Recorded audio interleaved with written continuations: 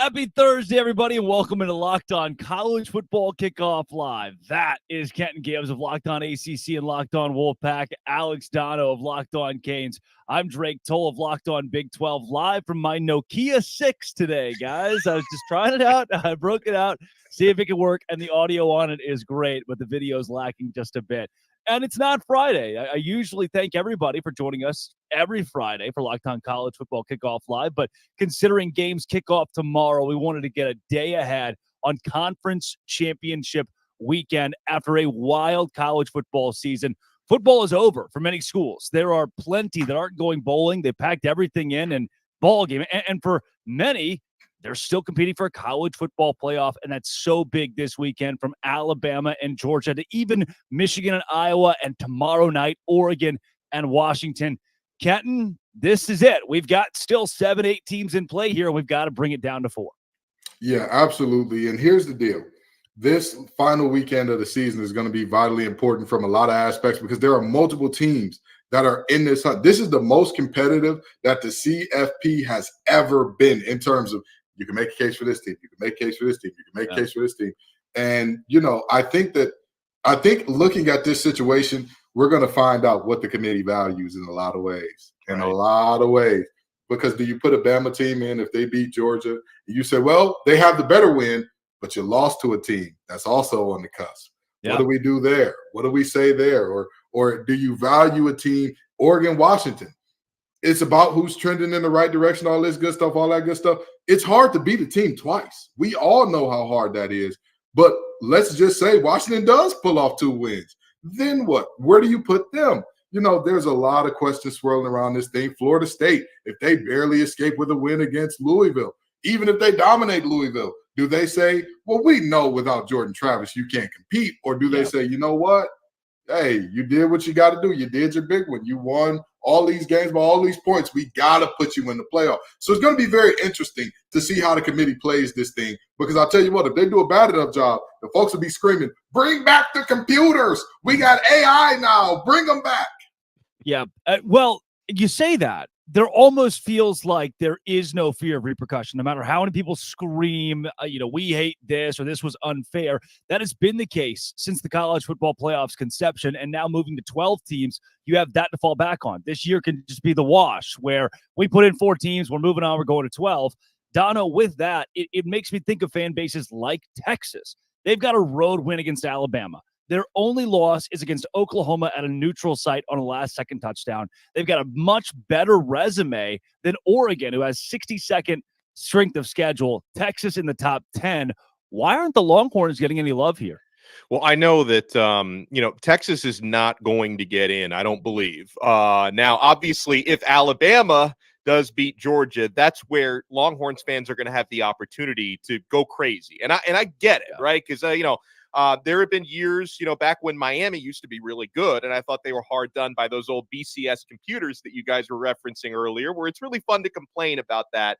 Texas would be in an opportunity to complain. Now, to build on what Kenton was saying about this college football playoff committee, not all of them kind of take the same path to that destination, but at the end of the day, the criteria technically is putting in the best 4 teams, who you believe the top teams are, not necessarily the teams with the best resume. So I can understand. And I know Alabama, they lost head-to-head at home against Texas. I get it. But based on the way the remainder of the season is played out, if Bama does get a signature win in the SEC championship game against the 2-time defending national champions, you would be able to strongly argue at the end of the day that even though they've got the head-to-head loss to Texas, Alabama is probably the better team right now. And I can also understand what you're saying about Florida State. Yeah. Florida State, if they, squeak by Louisville, they could end up still getting passed over and not making the top 4. But it's the committee's job to decide at the end of the day who they believe the best 4 teams are to put them in that college football playoff. Now, as a fan, I love the fact that this thing is going to be expanding to 12. I just think it's more fair that way to give 12 teams an opportunity. At the same time, as a media member, we're probably going to miss some of these conversations a little bit, guys, because arguments about, who number 13 is that should have been top 12 are not nearly as fun as, arguing that number 5 or number 6 should have been in the top 4. So a lot of these debates are going to be missed, but there are some opportunities. And guys, you think about the Pac-12 championship game. It's been a hell of a year for the Pac-12. And the Pac-12, as we know it, is over. I mean, what a great final for a conference that's been around for more than a century to die the unfortunate death that conference is dying, and to have two of the best teams in the country going head-to-head for the championship. And I believe, despite what happened, the result of the first game, I do believe Oregon is the better team, and they're probably going to win tomorrow. They're probably going to get into that college football playoff. But Washington is an amazing story as well, and I hate to see the Pac-12 as we know it going away. Yeah, an interesting note on that, Dono. The conversations will be replaced with who wins between Penn State and Ole Miss at a campus site game. And I think those conversations will be so much more exciting than the what ifs or what could have been. Now we get the how does it play out when those teams get their fair shake at a national championship. So we will see the evolution of that going into next season. And to touch on your Texas point, I want to go back to you here, Dono. Should they have just played Western Carolina? And they went on the road and beat Alabama, but what did it mean? What did it do when Alabama gets in the – well, where's your reward for going and winning at Alabama? You might as well have just played Western Carolina. Yeah, no, it's a great point. And again, if I were a Longhorn fan, I would be enraged with the way this thing's probably going to play out. Now, at the end of the day, Drake and Kenton, and this is why they play the games. We're going to find out on Saturday. Is it? I mean, because they did. Texas and Alabama played. Hello. They did. But here's the thing.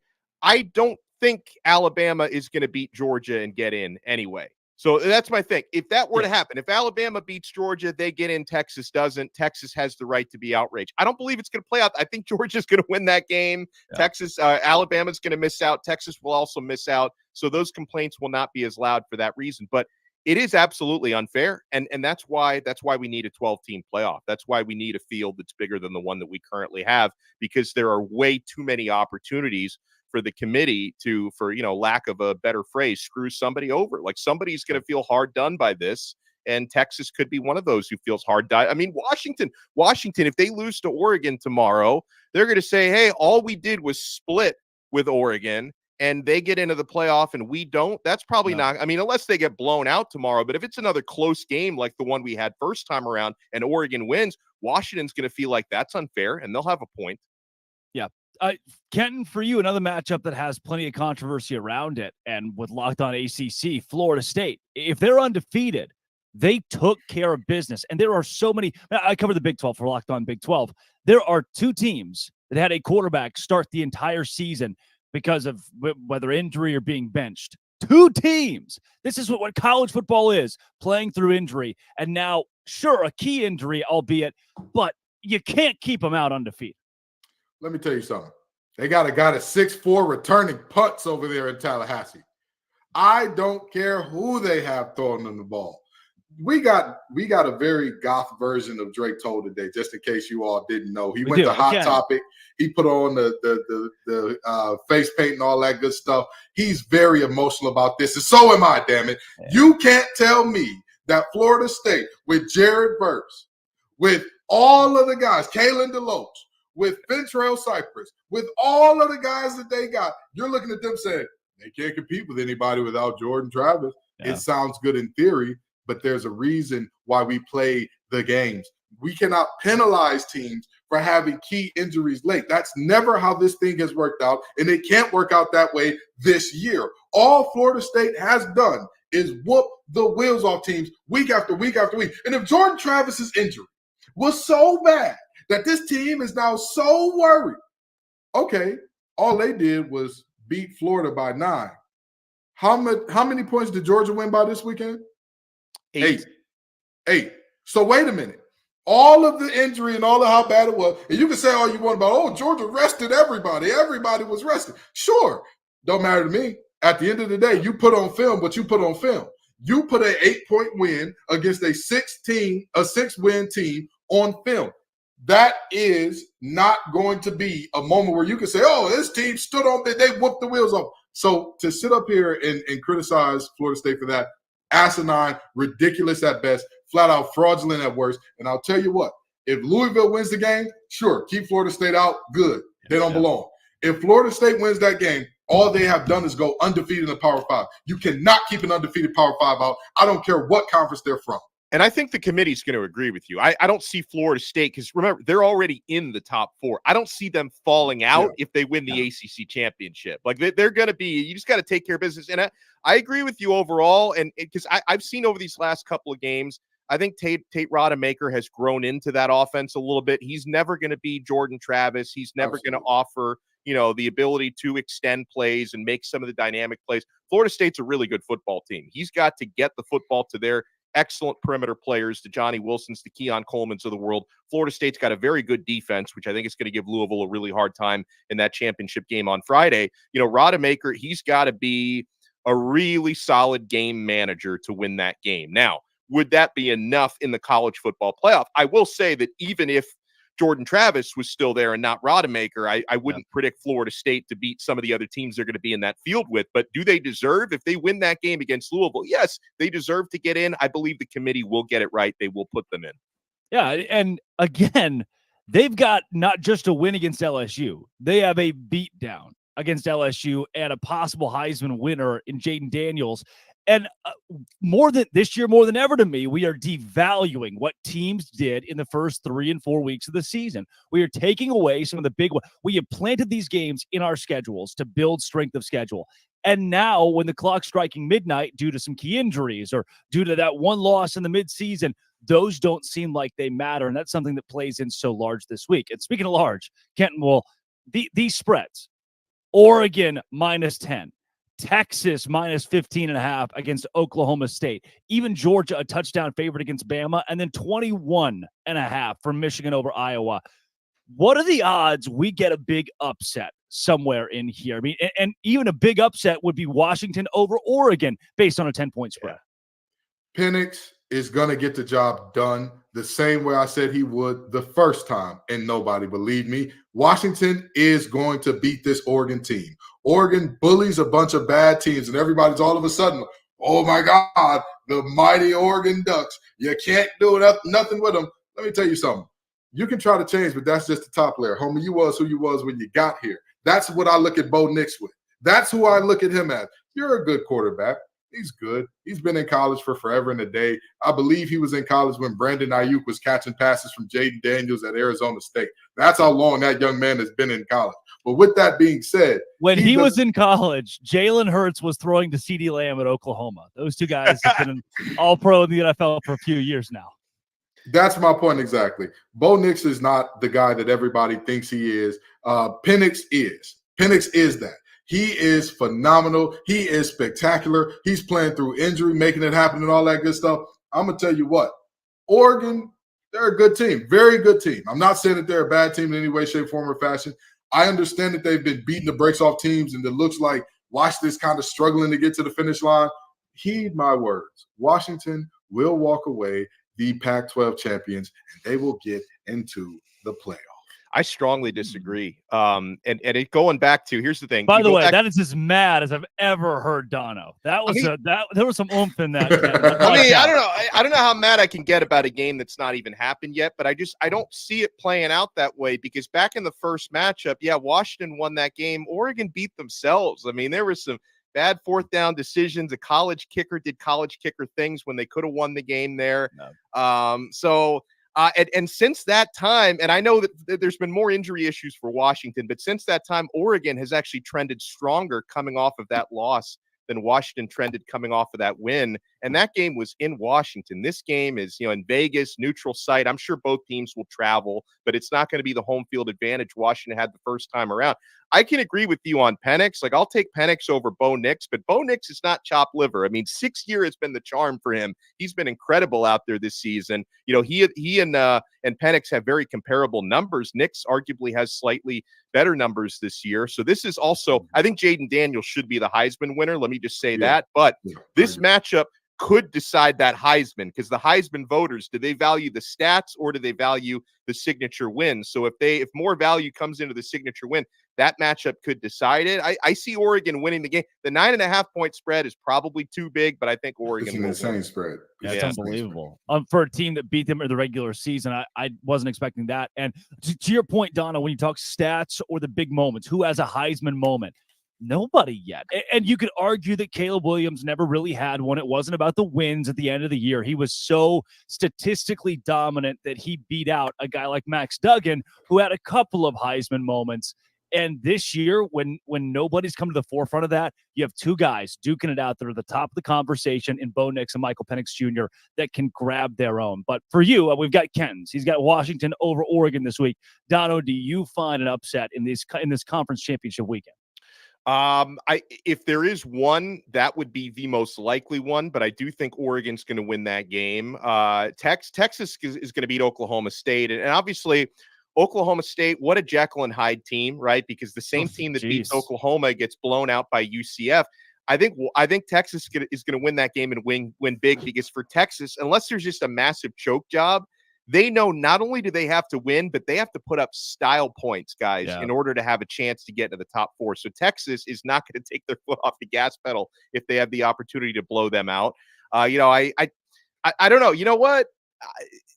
I've already predicted Georgia's going to win the game, but Alabama, man, I could talk myself into thinking and last week doesn't matter. I know Alabama, they barely beat Auburn. That game is always drunk.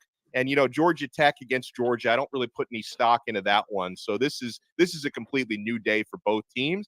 It wouldn't shock me if Saban pulled something off. So I don't know, either that one or Washington, probably the most likely. And listen, Louisville, I still think Florida State's the better team, regardless of who the quarterback is. So I'm not putting a whole lot of stock in the Cardinals in that one. But I would say maybe Alabama has the biggest chance of pulling it off. The first ever self-sell me why. I love that. Yeah. I absolutely love it. And I didn't sell it that well because I didn't have the great confidence. I really didn't.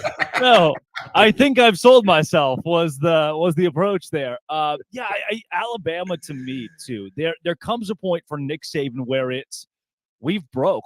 In the bend don't break conversation, Alabama has been broke against Georgia year in and year out now. I know it's only been the last couple of seasons Georgia's gotten the best, but I at some point Nick Saban says, look, I'm still the top dog. I'm still the king. There was that era where he had never lost to an assistant for a decade.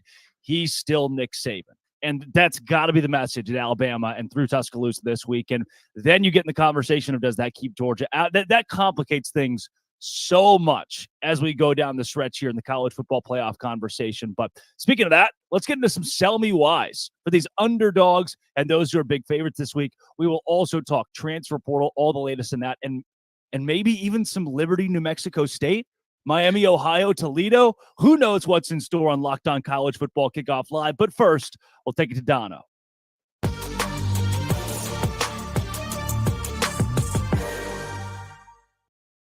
Drive and patience. What brings home the winning trophy is also what keeps your ride or die alive. eBay Motors has everything you need to maintain your vehicle and level it up to peak performance. From superchargers, roof racks, exhaust kits, LED headlights, and more. Whether you're into speed, power, or style, eBay Motors has got you covered. With over 122 million parts for your number one ride or die, you'll always find exactly what you're looking for. And with eBay Guaranteed Fit, your part is guaranteed to fit your ride every time or your money back. Because with eBay Motors, you're burning rubber, not cash. With all the parts you need at the prices you want, it's easy to turn your car into the MVP and bring home that win. Keep your ride or die alive at ebaymotors.com. Eligible items only. Exclusions apply. eBay Guaranteed Fit only available to U.S. customers.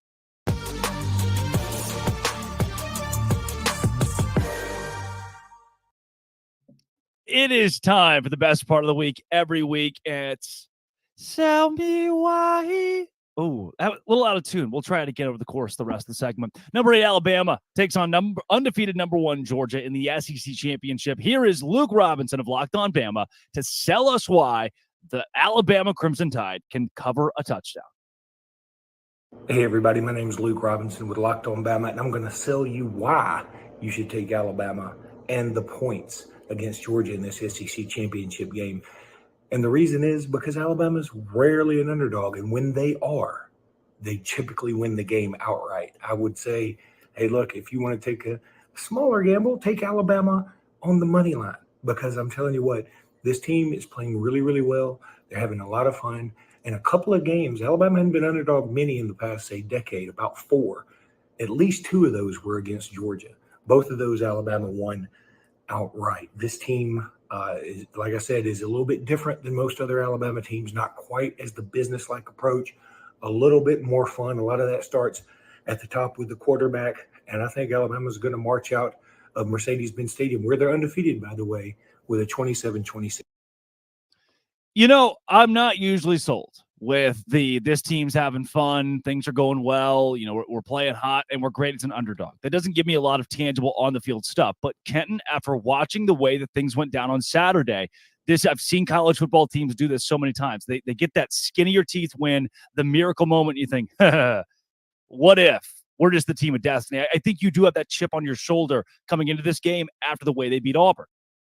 I think that Nick Saban also has a chip on his shoulder about the way people are talking about Kirby Smart now, because Kirby Smart's beat Nick Saban a total of what? One time now? Is it one? I think twice. I think it's twice. Either way you even then, yeah. Either way you cut it, slice it, or look at it here, in the last time that Georgia beat Alabama, in that same season, Alabama had beaten Georgia before that.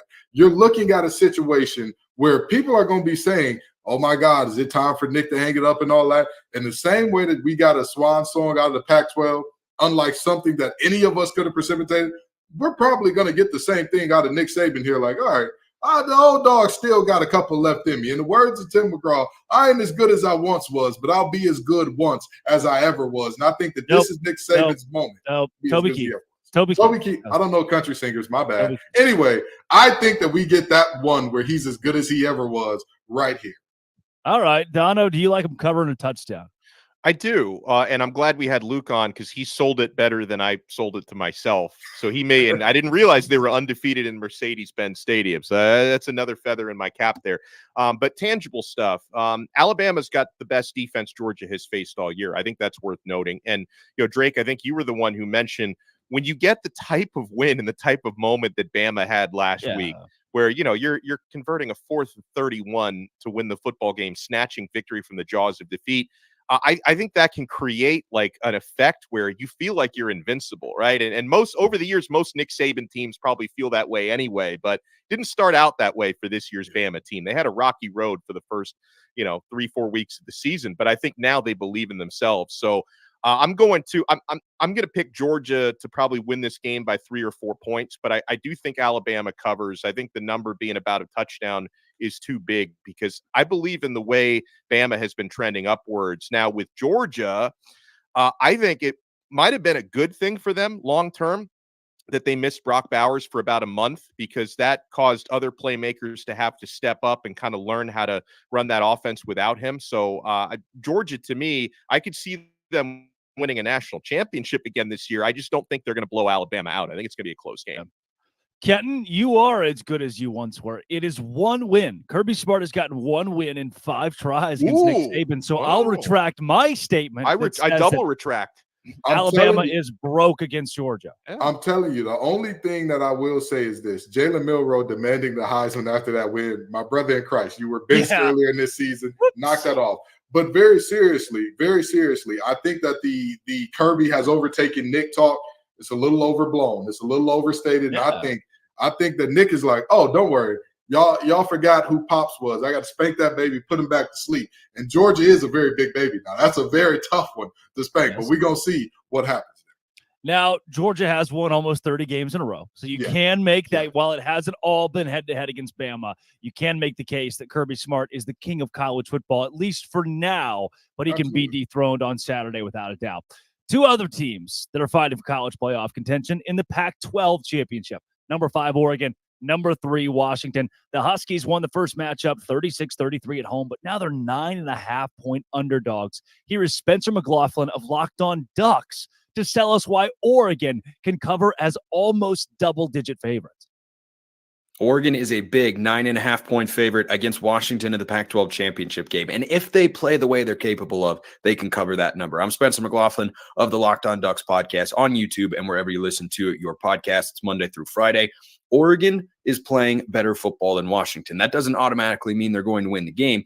It's the reason they opened as a 7.5-point favorite. And I think the public largely, because of the way Oregon's played the last couple months, has moved it out to a 9.5-point spread. Oregon can cover that number, though. Bo Nix is playing as good a football as anybody in the country. His decision-making and playmaking have both been off the charts good over the last couple of months. The run game hasn't been quite what it was in the first half of the season, but in each of the last two matchups with Washington, both losses for the Ducks, Oregon has run the ball exceptionally well, and the Huskies have struggled to tackle. If that comes up again, Oregon can win by 10. Okay. Oregon can win by 10 or more, Dono. I will agree with that. We've seen them dominate teams. However, you use the inverse of what Spencer brought. If Oregon plays their best brand of football, if Washington does the same, I still think the Huskies have an edge here.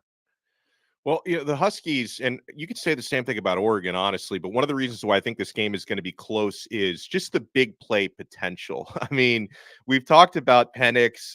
He could at any point in time hit Rome Odunze for a 75-yard touchdown. It can happen in the blink of an eye. I think one of the keys for Washington, if they're going to pull off a big upset here, despite the fact that they've beaten this team already, can they generate any sort of a pass rush? I mean, we look at how good Bo Nix has been this year. It really shouldn't be that much of a mystery when the Ducks have only surrendered 5 sacks this year, guys. That's the fewest given up by any FBS team. And inversely, Washington is 110th in the nation in producing sacks. So if they can flip that narrative around a little bit and apply some pressure, that could be the X factor in this game, because I think a lot of people look at it and just say, this is probably going to be a shootout the way the first game was, probably going to be relatively high scoring and going to be really close. But if I'm going to look at the Huskies to pull one off, if they can put some pressure on Nix, which nobody's really done this year, that could give them an even bigger edge. But I thought Spencer did an okay job selling it. But I think even Spencer has got to know 9.5 points, that's probably too big for a game like this. Yeah. Kenton, for you as somebody who played the game at the collegiate level, how much of this comes down to coaching? Each team got a fair shake at. We have Kenton here. I think. He's back. Kenton, Right. how much of this is coaching when you talk about two teams that have already met once before? You played the game at the collegiate level. Yeah.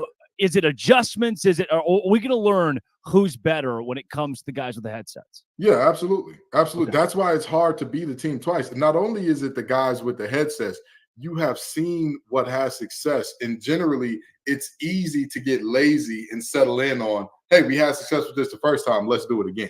That's the thing there. And I'm going to say this. Washington, the Huskies all season have been the Rodney Dangerfield of college football. They get no respect at all, week in and week out. Whenever it's who's primed for an upset, somebody's always screaming, the Huskies are going to lose it this week. They're going to blow it this week. They can't win this game. Do y'all remember the first matchup against Oregon? Got no chance. Oh, this team. Oh, Oregon is right. Oregon's on the road, but I'll tell you what, that's one of the best road dogs you're going to see all year. And lo and behold, they just won the game. I'm going to tell you right now, this Washington team has had it up to here with the disrespect. And I don't know. I'm not going to lie and say I have sources inside that program, because I don't. But I'm going to hope and pray and wish that they have the temperament in that building that is absolutely pissed off, disgruntled, and downright nasty in terms of, y'all still don't believe.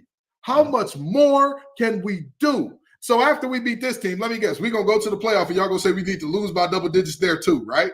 It's their time. Huskies are having a special season. They keep it rolling here. I love it. Guys, one of the games we haven't talked about quite a bit is Michigan and Iowa. We'll get into that over the course of the show and later on, but let's go to Chris Gordy of Locked On SEC and talk a little bit more in depth about Alabama and Georgia, as this one certainly decides the makeup of the college football playoff. But first, we'll take it to Dono.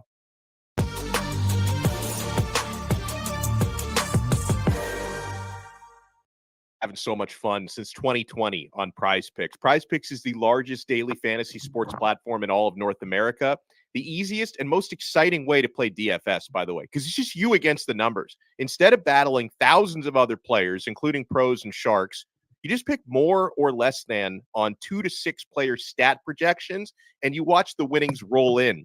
Guys, with basketball season here as well, you can now pick combo projections across football and basketball from the Specials League. It's a league created specifically for combo projections that includes 2 or more players from different sports or leagues. For example, you can take LeBron James plus Travis Kelce at a 10.5 combo of 3 points made plus receptions. I love stuff like that. And here's what I love most about Prize Picks. They even offer a reboot policy so that your entries stay in play even if one of your players gets injured. For football and basketball games, if you have a player who exits the game in the first half and does not return in the second, that player is rebooted. Prize Picks is the only daily fantasy sports platform with an injury insurance policy. Go to prizepicks.com/lockedoncollege and use code LOCKEDONCollege for a first deposit match up to $100. Prize Picks really is daily fantasy sports made easy.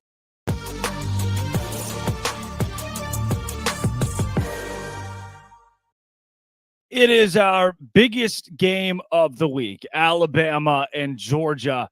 Chris Gordy here to break it down from Locked On SEC. Gordy, in this matchup, now as we've all learned, Nick Saban 4-1 against Kirby Smart. Does that trend continue and Georgia's almost 30-game win streak break? No, I mean, look, as much as we want to talk about, Armageddon with the college football playoff, can Alabama do it? And I've heard some Alabama fans this week, oh, Nick Saban owns Kirby. I mean, he got through once, but it was when, all the receivers went down for Bama. But I just think this Georgia team is on another level. The way Kirby has recruited, their roster is 3-4 deep with 4- and 5-star talent. And look, Bama, give Nick Saban credit. He's done a great job of coaching this team up. They were not, before the year, I think some of us kind of thought, okay, this could be a 2-loss team. And when they lose to Texas at home in week 2, some people are thinking, oh, they're going to lose 3-4 losses. Give them credit. They've rallied. I'm a little bit hesitant on the Jalen Milroe has arrived. They were very fortunate, as we know, to win that Iron Bowl a week ago. They should have lost that game. Miracle play. Give them credit. They make a big play when they needed to. But, when people were talking about, oh, this team's getting red hot, Milroe's looking great and all this, keep in mind who they were playing. They were playing some mediocre to bad defenses when he really started taking off. They had to hold on for dear life in the second half against Arkansas. After that, they have a terrible first half against Tennessee. Then they have an awesome second half against Tennessee. But after that, they beat up on LSU, who was one of the worst defenses in the SEC. They put up 49 on a bad Kentucky defense, and then they put 66 on Chattanooga. So, look, Alabama's good, but I'm not ready to say this is one of the best offenses. Look at some of the tougher defenses they've played this year. 24 against Ole Miss, 26 against A&M, 27 last week against Auburn, and really it was 21 because of that miracle touchdown. So I just think, the expectations are Georgia's not giving up more than, 24 to Bama. So if Bama gets to 24, can they hold Georgia's offense under that? Maybe. But it's going to take a special defensive performance from Georgia. See, you just took the question right out of my mouth because, normally Dono's the betting guy, but I was going to ask, what's the magic number in this game to get to? So instead, I'll ask you this. What is Georgia's path to winning and what is Bama's path to winning this game in your opinion? Yeah, I think Bama's going to need a turnover or two or a big kick return. We saw Caleb Downs a couple weeks ago with a big punt return. They benched Kool-Aid McKinstry in the return game. So, if Caleb Downs returns a punt for a touchdown, that would be huge. A pick 6 on Carson Beck would be huge. Hit for a fumble recovery for a touchdown, something like that. Bama's going to need a big momentum-changing thing. But I do think it's simple. I love to look at the point totals and what we've seen throughout the year. I think if Bama gets to 30 points, they have a great chance to win this game. But that's the problem is Georgia's defense is so strong. People look at the Georgia Tech game a week ago and say, maybe not the best performance from Georgia. They were sitting a lot of guys out. They rested Brock Bowers, Ladd McConkey, a lot of guys that weren't 100%. They rested them to try to get them ready for this weekend against Alabama. So, for Georgia, I think just keep doing what you're doing. And by the way, if Bama jumps out to a 7-0 lead, takes the ball down the field, scores first, it doesn't matter because Georgia, and so many teams have done that against Georgia. Tennessee did it. Florida did Vanderbilt. it. All these teams have done it. And then Georgia goes, yep, that's it. That's enough. We've made adjustments. We saw what you were running. So it's going to be fascinating. Again, look, I'm not saying Bama doesn't have a chance. I just think this Georgia team is so experienced and so deep that, they're ready for this challenge. I think about this, Gordy, from your perspective as the host of Locked On SEC, because we talk about chaos scenarios in college football. If Bama wins a close game this weekend, they both get into the playoff, right? Like Georgia and Bama would get. How do you see that breaking down if Bama does win? What's the playoff scenario? I don't want to be anywhere near that decision-making room. I mean, it's chaos. You literally don't know what to do. I mean, I thought Bill Hancock's statement the other day was pretty interesting, where he said, we are picking the 4 best teams, not the most deserving. If I ask each one of you, what's the best Chinese restaurant you ever ate at? You're all going to have different opinions, right? Like, so best is so subjective. But I think what they're telling us is we've had Georgia at number 1. We think Georgia is one of the best teams. If Georgia loses on a last-minute field goal to Bama, Georgia is still one of the 4 best teams in the country. They're not going to take them out of the top 4 because of that. Now, if Bama wins 50-14, yeah, maybe Georgia's not one of the 4 best teams. But that's what it would take. I still don't know on the Bama debate. I mean, if Texas wins convincingly, if they hammer Oklahoma State, that head-to-head has to matter. We can't ignore that week 2 game and act like it didn't happen. Everybody's like, oh, well, Bama's a much better team now. Doesn't matter. Like, are we judging it off of the season and the resume, or are we just going on who we want at the end of the year? And Saban has brainwashed all of us to believe, every year at the end of the year, Bama's one of the 4 best teams. Well, sure. You have one of the top 2 recruiting classes every year. Of course you're one of the best teams. You always are. So it'll be very interesting. Look, I know a lot of people are rooting for the chaos to happen, but God forbid if that happens, this committee is in a world of trouble, because who the hell, somebody's going to get left very disappointed. Gordy, before we get you out of here, we've talked about how the game can play out. How will it? Who wins and how does it go? Yeah, I think we see what we saw this year. I think Alabama comes out, executes. I think they score early. It wouldn't surprise me they get the ball first, take a 7-0 lead. But then we'll see Georgia do what Georgia does. The quick passes out to Brock Bowers and some of their Rara Thomas and some of their weapons they have, and that run game. I mean, Kendall Milton and all the different pieces they've had throughout the year. Dejon Edwards been so good this year. They just bleed you. It's that slow bleed where it's like, God, he just got 6 yards of first down. Oh, it's another 6 yards. And it's just like they just keep the chains moving, keep the clock running. And so, I picked Georgia. I think Georgia scores in the 30s. Wouldn't surprise me if they get to 40 here. Georgia wins something like 41-24. Probably close at half. I mean, if you want to say Bama is hanging around the first half, I just think this Bama defense is not great. Like, they're good, but Kevin Steele, he's an average to good defensive coordinator. Saban plays a big part of that. But keep in mind, this Alabama team, we're so used to them winning games, like the Kentucky game a few weeks ago, where they scored 49. In years past, that game would be 49-6 or 49-10. Instead, they gave up 21 to Kentucky. They didn't, get the stops when they need to. They let Kentucky keep putting together drives on them. So I think this weekend, Bama gets not exposed, but we get a reveal of how far ahead Georgia's program is right now, ahead of Alabama. That's Chris Gordy of Locked On SEC. Gordy, thanks for joining Locked On College Football Kickoff Live. All right, thanks, guys. And hopefully I told you why.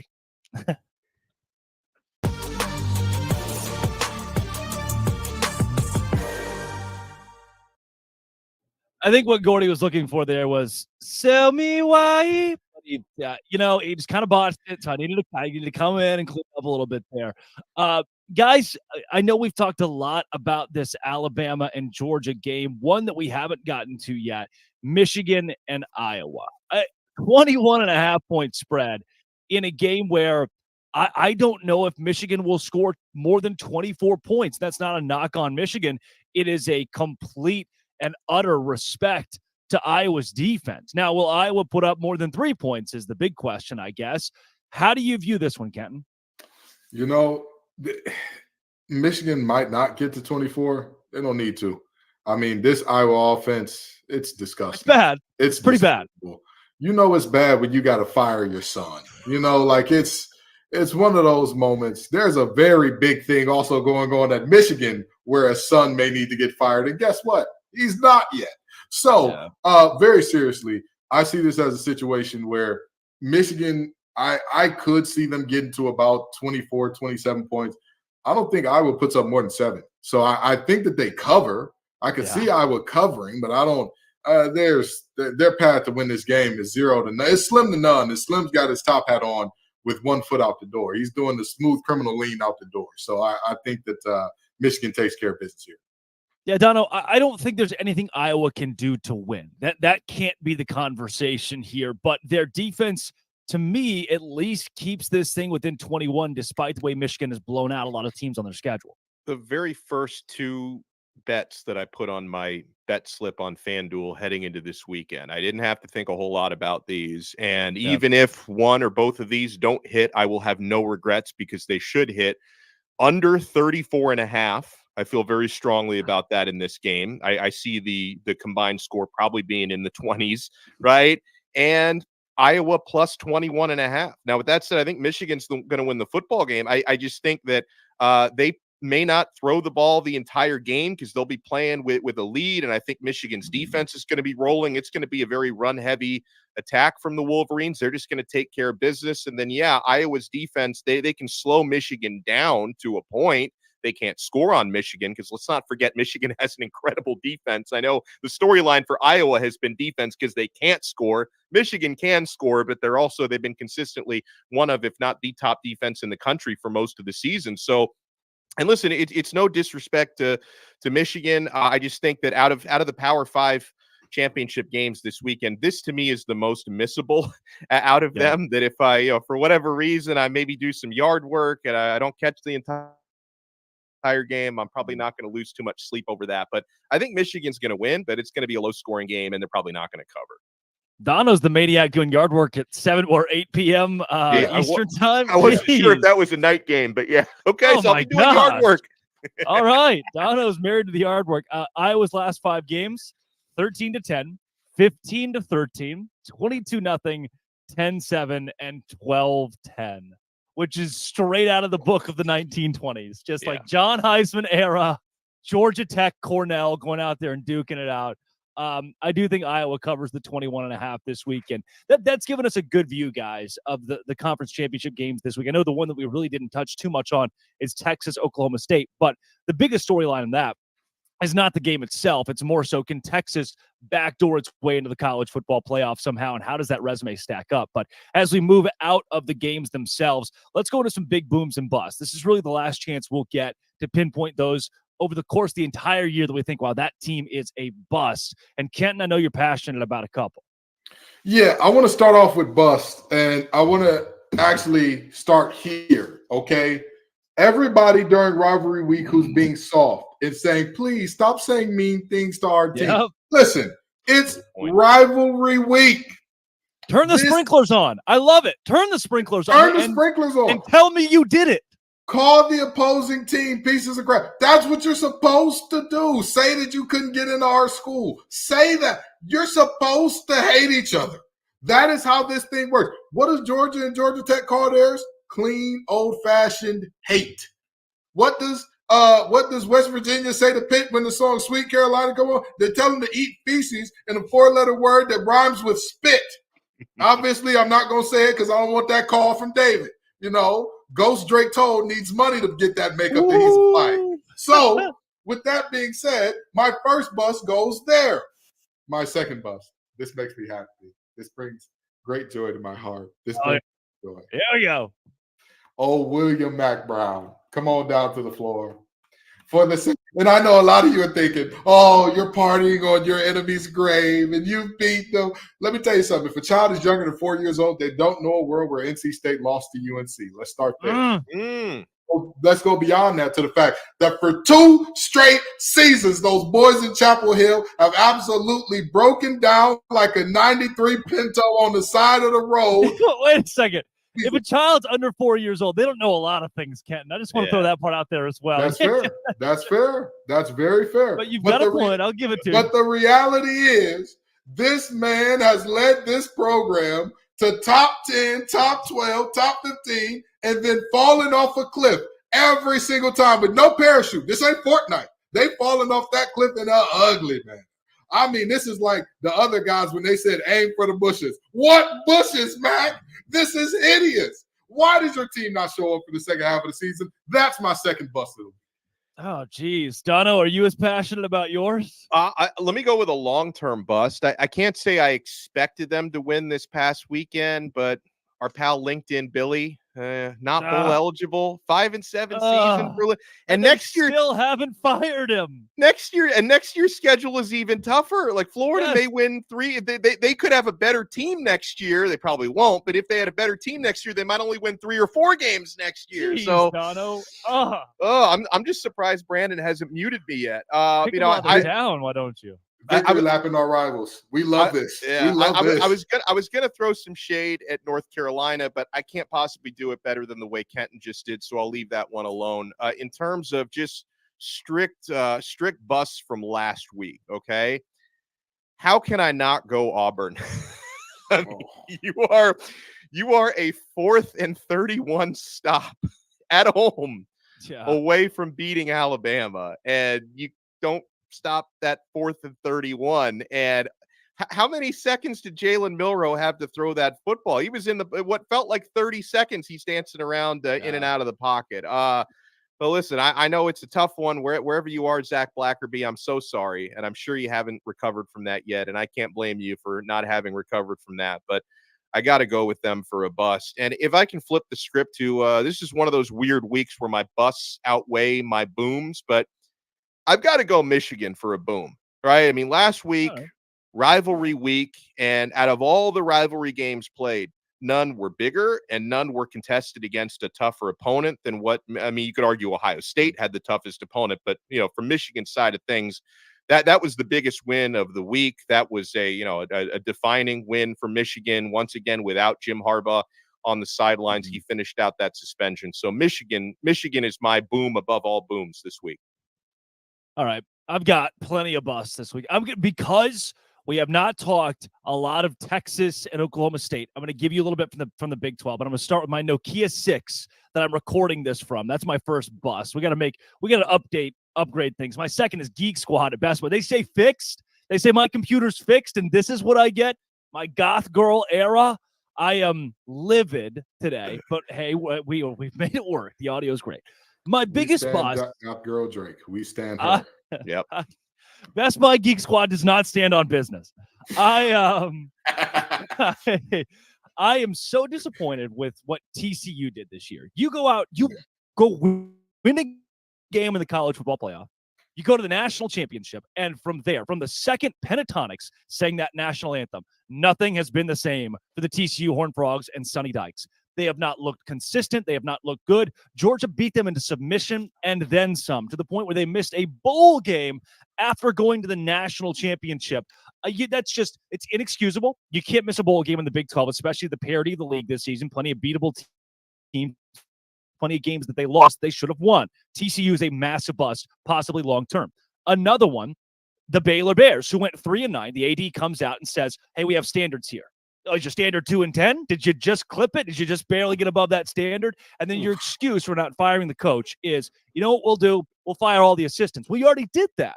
You did that 2 years ago. Now you're doing it. At some point, it's got to be the head coach. And then they say, well, the real issue must have been NIL.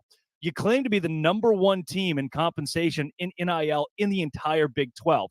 But that's the issue. That's why you're losing ball game. Well, the portal's not good enough. You brought in 13 guys last year, have one of the top classes in the Big 12. At some point, something's got to give. You're serious about sports, and you make a change. And there are a lot of schools in the country dealing with the same thing right now that decided, you know what? This is not the offseason. We're going to make a change. So they didn't. Another bust. The guy is having relations with a volleyball player, hires her on staff to continue said unspeakable relations, then wrecks his motorcycle, lies about it, says she was a bystander, helped him out. Then it comes out that he lied. He's got a whole wife and kids, and you fire the guy who hired a woman who he was seeing on the side. And then you rehired the guy. That was a shocker for me. I couldn't believe that. What is the statute of limitations on being a bad person? At what point? Is it 10 years? Is it 12 years? We decide, you know what? I would rather win football games.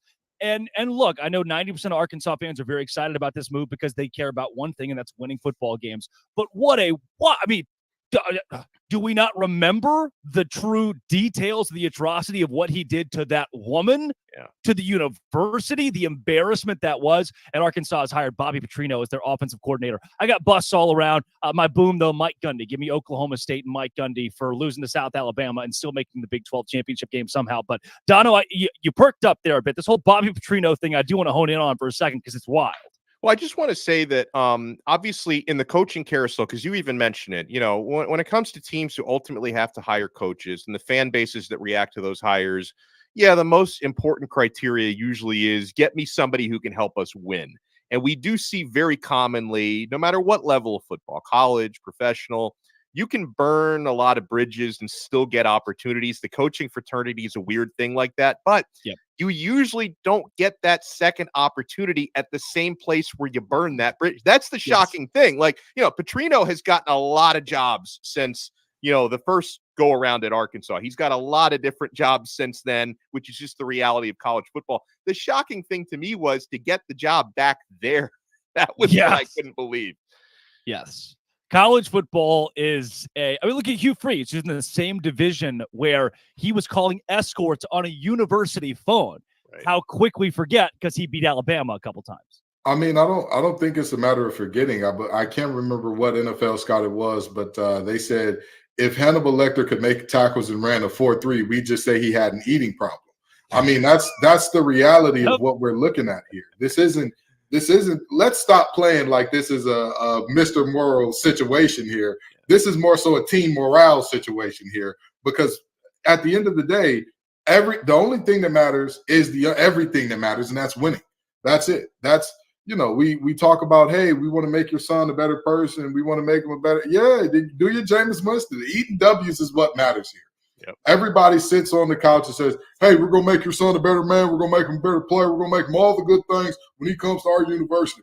And 9 times out of 10, if that kid is too slow, if that kid's arms aren't as long as they thought they were, if he isn't as quick, if he isn't as fast, what happens? He gets discarded on the island of misfit toys, just like anybody else. Let's stop playing like this is a moral operation. This is an operation that's based on, can you get the job done? Will you get the job done? And that's it. That's it. Have you got that job being winning? There's not a moral aspect of that. The job isn't to be moral. Absolutely. The job has nothing to do with morality. We see in basketball, we see Patino back at the high level. Like, it does not matter. We saw Godfrey go somewhere else and get another job and get another university in trouble. These people don't care. They don't care. Dave Bliss was blaming a dead guy for Beard at Ole Miss. The reality is, we're looking up and seeing more and more these teams no longer need to. The news cycle works so quickly that it doesn't matter anymore. It's like, oh, no, we got to fire this person because they're bad. We'll put them on a 2-year isolation. We'll probably get them back if we need them back. Because make no mistake about it, if Kiffin wasn't working out at Ole Miss, you don't think that they would have gave Hugh Freeze the call? Absolutely they would have. But it's working out for them. So they're like, yeah, we're good people. We don't want that Freeze guy back. Yeah. From the Liberty School of coaching rehab. It's Alabama or Liberty. It depends on how bad your infraction was. Either Alabama or Liberty. And then you go for Ian McCaw, the AD at Liberty. Was it Baylor in 2016? And it's the Liberty School for rehabilitation if you're in sports. Coming up, let's pick some of these conference championship games this weekend. But first, we'll hear from a very valued sponsor, eBay Motors, Dono.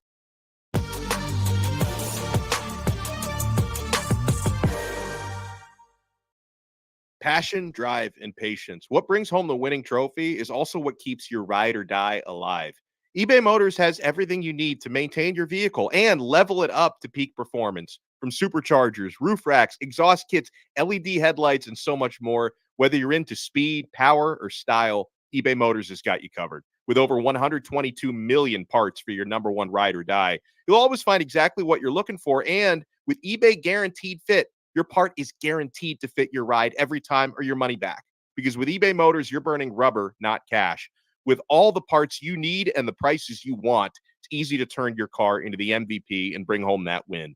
Keep your ride or die alive at ebaymotors.com. Eligible items only. Exclusions apply. eBay Guaranteed Fit only available to U.S. customers.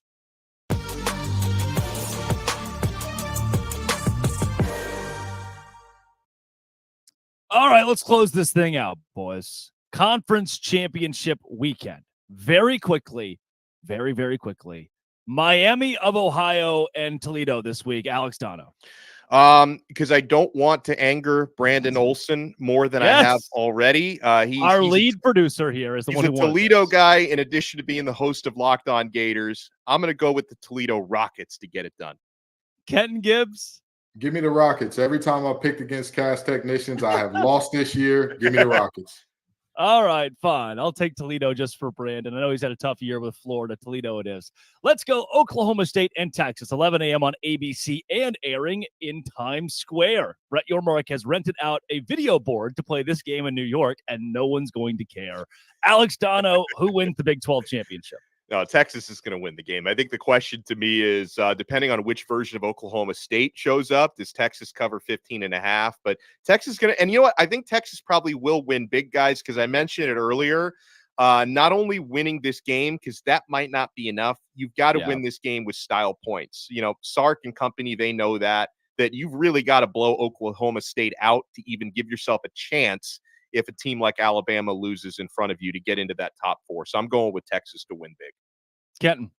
Of all the Power 5 teams in conference championships, they are the most one-dimensional in terms of Oklahoma State and leaning on Ollie Gordon. With that being said, I only say that because Iowa has no dimensions offensively. I give Texas the nod in this one, and I think they cover because, I mean, the goal is simple. Fill the box, stop Ollie, win the game. I think they do so handily. Texas allows 89 rushing yards per game. They allowed 330 passing yards to Rocco Beck, but I don't think Alan Bowman's even as good as Iowa State's Rocco Beck. If forced to throw the ball, Oklahoma State's going to lose. Texas thwarts a late comeback. The Cowboys cover 15.5, but Texas wins by a score. Let's go Georgia, Alabama, 3 o'clock CBS. Kenton, where do you lean? Roll Tide roll. I've got Bama pulling off the upset. I think that, again, Saban is tired of hearing about his assistant finally getting one on him. And he said, all right, I'll show you. I'll show you exactly what's going on. Give me Bama. Dono. You know, it's crazy because we've had a couple good sell me whys in conversations. Like Luke from Locked On Bama made a strong case to Bama to cover, maybe even win the game. Gordy from Locked On SEC basically told us Georgia's going to blow them out. I'm going to stick with my guns to say I still think it's going to be a closer game than Gordy gave him credit for from a Bama side. I don't think they're going to pull off the upset, though. Georgia, to me, is just the better football team. That's going to carry over, and Kirby Smart is going to be 2-4 against his former mentor coming up this weekend. I've got Georgia winning a close one. I'm going to go with Kenton here. I'm going to go Alabama. I think Nick Saban. That's the lean. That's the edge that I give it. I'm going to go Nick Saban and Alabama. They find a way to get it done. They lead early, and they somehow they keep that lead. They find a way to keep that lead. They never trail in this game and win it by a score. Michigan and Iowa, we already give a deep rundown in the show. All of us, we're all good with Michigan here. Absolutely. That one feels pretty obvious. Louisville, Florida State. Close to you guys in your territory. Kenton, where do you go? I got Florida State winning a close one. The ACC fans could see Florida State blowing the doors off this thing in terms of voters for Locked On ACC. But I don't see a world where Florida absolutely whoops the wheels off them unless Jack Plummer puts on a disaster class, which we have seen from him at times this year. So I think the Florida State wins a close one unless Jack doesn't show up, at which point this one gets ugly early. Yeah. I'm going to go Florida State as well. I think they win it by 10 in the end. They find a way to get it done by double digits. They need to make a statement. They feel a need to make a statement to stay in the college football playoff. Dono, are you going with the Seminoles as well? Yeah, I'm going with the Seminoles. I think this is a game where they can lean pretty heavily on Trey Benson and their running game, and where Rodemaker just don't make too many mistakes because you got a lot of talent on the perimeter. And Florida State's defense is really good, fellas. So, I think Florida State wins this game. They probably still cover, but, I root for chaos, so I wouldn't mind seeing Louisville play. And I'm also a Miami guy. I'm not going to hide my true colors. So I wouldn't mind seeing Louisville pull it off, but I think Florida State gets it done. The most level-headed Miami fan. Yeah.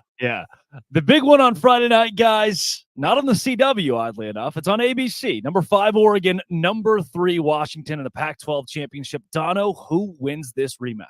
Oregon, they win the rematch. Now, funny enough, this is out of all the conference championship games, at least the Power 5 ones, this is the only rematch. This is the only rematch in the Power 5 conference title games. It's hard to beat a team like Oregon twice this year. Last time was in Washington. Oregon shot themselves in the foot, could have won a close game. This time they win a close game in Las Vegas, and they get into the college football playoff. Kenton, come on, say Huskies. You know what I got? I got the Huskies. I've got the Huskies winning this game because, again, they were underdogs in the first game. They've been picked as the team to be upset multiple times this year. Again, the disrespect has got to stop at some point in time. They put an end to – well, actually, they won't put an end to it because after this, they'll be underdogs again in the playoff. And that's all right with them. They'll enjoy being the Rodney Dangerfield of college football all the way up to a natty, hopefully for them. I don't see them winning that much, but I got them beating Oregon today, or Friday, rather. Give me the Washington Huskies in this game. I just think we saw too many coaching blunders in the first game from Oregon for me to trust that staff coming up in a rematch. I'm going to go Washington in this one. That is Kenton Gibbs of Locked On ACC and Locked On Wolfpack, Alex Dono of Locked On Canes. Just want to say, guys, it's been a pleasure this whole season. You're both pros, and to work with you every week covering all of college football has been great. Kenton, thank you. Absolutely. I'm excited to be here with you, Drake, man. I'm excited to be here with you, Dono. I'll tell you what, when I got the call about this show, I said, who am I going to be doing it with? They told me y'all too. I did some research. I said, wait a minute now. This little blind kid is all right. This is the best blind kid since Bieber. I love it. We got to get some toe fever going, baby. We got to get it rolling. Dono, a pleasure to work with you too. Pleasure to work with you both. Like I knew Kenton a little bit going back to last year with Locked On ACC, getting to know Kenton better and getting to know Drake Toll, because I knew him as the best hair in the business. He and Borba have the best hair on the Locked On network, but there's a lot of substance behind that hair, Drake. You did a fantastic job all year long. Thanks, guys. As a 16-year-old who just got my car keys last week, it's been an honor to get this call. This has been and always will be. Thank you all for joining us every single week for Locked On College Football Kickoff Live.